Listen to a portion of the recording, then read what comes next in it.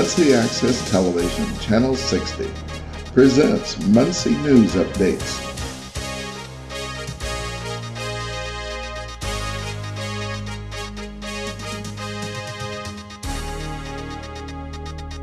This week's news from City Hall. Well, good afternoon, and thank you for coming here today. I'm pleased to announce that the Muncie Police Department is converting one of our vehicles to natural gas. And with me today is Andy Goldstein and Lynn Stafford with IndyCNG. They are the company that has converted this vehicle. They have an office in Indy and a facility where they do all their laboratory work in Elwood. And I'll let them get into the technical part of this, but for the police department, it's exciting for us that we'll be able to have a vehicle, and maybe more down the road, that doesn't lose anything in performance, but yet saves the taxpayers money and is totally green. I said that right, didn't I? Yeah, I think pretty good. Yeah. So with that, I'll turn this over to Lynn and let him talk about the vehicle that they've taken. It's a 2013 Police Ford Interceptor and what they did with that. Lynn? Thanks, sir. Well, we're delighted to have the opportunity to work with the chief here, his staff, and what Muncie is doing now is showing a great amount of vision and foresight, and not only looking into a sustainable community, as he mentioned, as far as keeping things green, but also saving the taxpayers money, because compressed natural gas is the next thing, and I think we'll all be hearing more about it sometime in the near future. Adam Goldstein here, he is with, he's a partner with IndyCNG, and he is not only the brains behind everything, he's one of the lead engineers. And what we'll be doing shortly is going downstairs to actually look at the car, show the tank. But what's most important today is that IndyCNG is just delighted to have the opportunity to work with you all. The entire city is building a new fuel station, and this is exciting. This will be ready in the spring. And what we hope to do is have all the cars lined up and ready to take advantage of that for the return on their investment as soon as possible. So at that, is there anything you'd like to share, Adam, in regards to? Yeah, well, actually, I'd like to talk for a second about the sanitary district has also already ordered some new trash trucks that are CNG. That's what's supporting the new station. When we got to talking with them, we're also working on some of their existing trash trucks to convert them to dual fuel. But as we got into discussions with them, it just made perfect sense. We've done business with police departments here in Indiana already. The police department is one of the biggest users of fuel in any municipality, and it just made perfect sense. If there's already going to be a station in town, ordinarily when we do this with police departments, they have to invest in a station. Well, the sanitary district has already done that. So this is an opportunity for Muncie taxpayers to save a whole lot of money, and like Chief Stewart said, it is significantly more green than gasoline or diesel fuel, and it's also domestic. So as you look at the future pricing on the two fuels, oil is very volatile. It always will be. It's a world market. Domestic natural gas, if you look at the futures out 10 years, they're very, very stable, and they're very, very low. So it can be an enormous savings to the city. It's a win-win for everybody. The next thing that we'll be doing is going downstairs. With us today are all the officers that will be testing this car, and they're going to get a chance this afternoon to test it firsthand before it goes, and all of our cars are always delivered EPA approved, and that's our next step. So let's go downstairs. Okay guys, again, the idea here is this car shouldn't be any different than any other car you drive, or any other cruiser anyway. Right. The only thing you're going to see differently on the dashboard is a button and a gauge that we've added here. When it's on, it'll light up and tell you the amount of CNG fuel you've got in there. Again, it doesn't affect how much gasoline you've got in the tank. If you run out of CNG fuel, the computer will automatically switch it over to gasoline. So if you're on a call or you're in a chase, you don't have to worry about range. It's not like that with a dedicated alternative fuel vehicle. I'm going to pop the hood, and you can see a little bit. If we've done our job right, you really won't be able to tell much different, because everything in here should look like, or close to, it belongs there. You'll see some stuff that you're not familiar with, but all the equipment we put on is, of course, compliant with DOT, Federal Motor Vehicle Safety Standards, NHTSA, EPA, who am I forgetting? NFPA 52 is the fire code that governs vehicles. So there are a couple items on the car that we'll want to get the fire department familiar with. These are extremely safe vehicles. There were 177,000 car fires in the United States last year. 2 of them were CNG vehicles, and no injuries in those 2. So we'll talk about the tank when we get back there. What you see under the hood is very simple. We add an extra computer. Basically, we just added a parallel fuel system. It doesn't interfere with the existing fuel system. If there's a problem with one of them, the other one will work.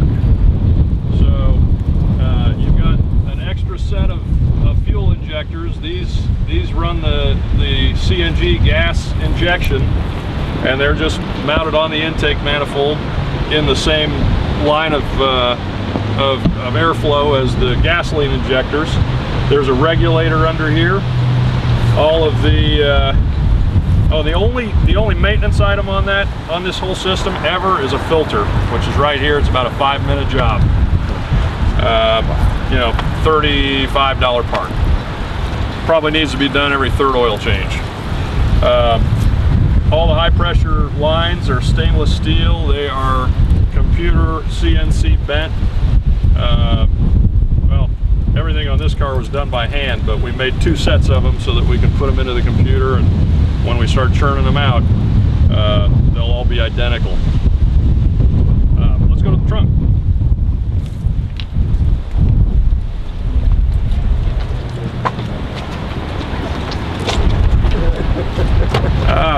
Some of you guys saw the Impala police cruiser that we showed you when we were last here. Correct.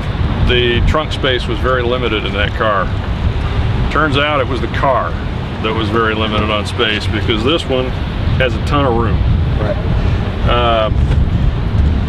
We have not manufactured a cover for that because we wanted to be able to show you exactly what's back there. When we do make the cover, we want to work with your guys, because as long as we're making a cover, we can make compartments, pockets, anything to maximize the space for what little we have lost. If we can make that space use more efficient, we're making a cover anyway, so we'll get with your guys and find out what we can do to make it better. In here you've got the fuel cylinder, the valves, which are triple redundant safety, and all of the plumbing that runs from there all the way up the body is all 314 grade stainless steel. Basically, all the fueling equipment on this vehicle is far stronger than anything else on the vehicle. Chances of actually having a breach in that fuel system are slim to none. But in the event of a breach, you know, if the car's T-boned and you get into an accident, you know, just like you can with gasoline, this one actually, the computer will sense the pressure drop and immediately shut the valves. So the most fuel you can lose is whatever's in the line. Over here, for filling, try to make it convenient. You got your regular gas door there. Got your CNG fuel filler port right here. And that's just a quick coupler that plugs onto that. You push a button, it stops when it's full. And you put that back on there and you're ready to go.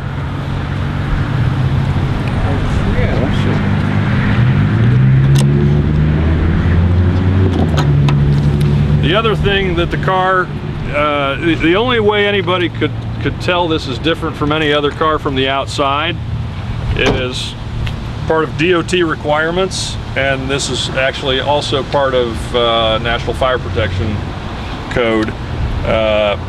It is always marked with a blue diamond CNG. That way, first responders, if there is somebody trapped in the car, just like a Toyota Prius, you don't want to cut into a high voltage electric line, nor do you want to cut into a high pressure gas line. So this just tells them, and that's the first place they look. If the car's a hybrid, it'll say right there. If the car's CNG, it'll say, or propane, it'll say there too. And then there's an emergency fuel shutoff valve. If the 3 triple redundancies don't work in the tank, there's still a manual quarter turn valve right underneath the rocker there, and it's always marked, and the fire department knows where those are and that they should be there via NFPA 52. Sounds like you did your homework. I did a lot of homework. Yeah. Chief, it's been a long run of homework. So yeah, what you'll see on this vehicle is that it isn't significantly different than any of the CNG vehicles that you can order from GM or Ford or Chrysler. You know, that we're all governed by the same rules, the same agencies, and the same regulatory labyrinth to navigate. The difference here is we've kind of specialized in heavy duty, you know, the kind of duty cycles that are rough. Right. What did what did we learn from MSHA? As I was telling you upstairs, we did 100 trucks up north for that mining concern, which added another regulatory agency, MSHA, which is the Miners Health and Safety Administration. It was described to me as OSHA without the sense of humor, and it was absolutely accurate. You cannot take a hammer onto a mine site before it is certified by MSHA. So as we did those trucks, we had to make all kinds of modifications to them to satisfy. They didn't want any high pressure lines running underneath because they're kicking rocks up on those mining roads all the time.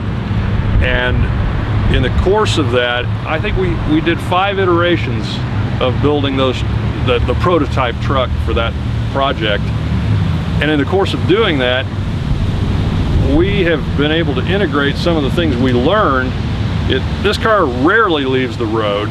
Those trucks are always off the road, but this car leaves the road more often than a regular Ford Taurus would. So we were able to put some of the things we learned in the mining operation, and as far as safety goes, and put them into our police offerings. So what you'll find here is you know, I'm a little biased, but I think this is better than anything Ford would come up with for on-road use. Chief, would you like to give her a spin? I'm gonna let one of these guys that's gonna be actually driving to do that. All right, who's up? Yeah. Well, as I said earlier, it's an exciting day for the Muncie Police Department, and I think for the citizens of Muncie, Mayor, as we roll out this alternative fuel vehicle, a vehicle that will run on natural gas. Yeah. The savings, as you heard Lynn talk a few minutes ago, 95 cents a gallon versus we're paying $3.40 a gallon for fuel right now. Yeah. So we're really excited about the savings that this will offer our taxpayers. Yeah, absolutely. And on the other part of it is with this new system and the way that it's developed, there's no additional maintenance on the vehicles. Just one little filter that needs to be changed every 3 or 4 oil changes at about what, $35? Right. It's going to be a great addition to the city of Muncie's fleets for police and hopefully for fire trucks and that going forward. And at 95 cents a gallon compared to $3.45 or $3.50 a gallon, you can see the amount of savings that we'll have for our taxpayers rather quickly in this. I don't know if we'll get a chance to do any full throttle stuff, but you will notice if you do full throttle, it will be about 12% more sluggish than it would be on gasoline. I don't have the program in here yet to switch it over to gasoline.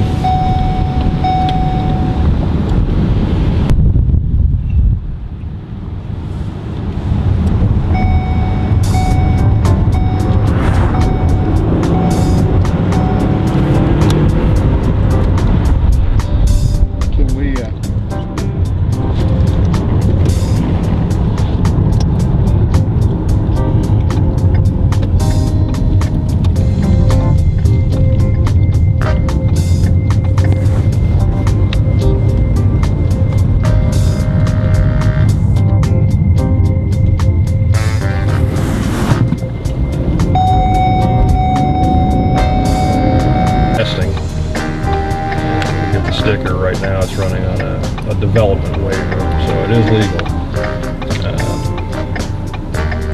But obviously, to put it into service, we need it to be stickered and ready to go. So how does it feel right now compared to your other cars? The older cars? Well, Or just the before the conversion. yeah, it doesn't really feel any different, I don't think.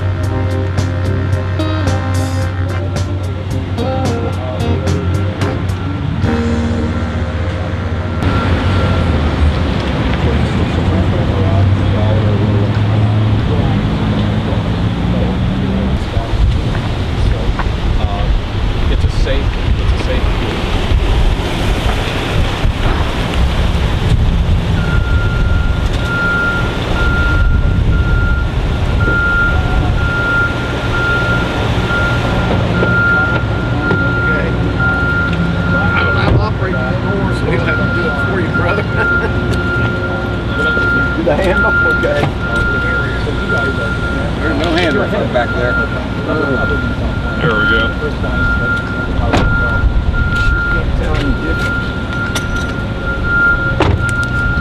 You sure can't tell any difference, can you? Wow. Well, very good. All right. Well, we're going to take it to Detroit on Monday, get an EPA sticker. Okay.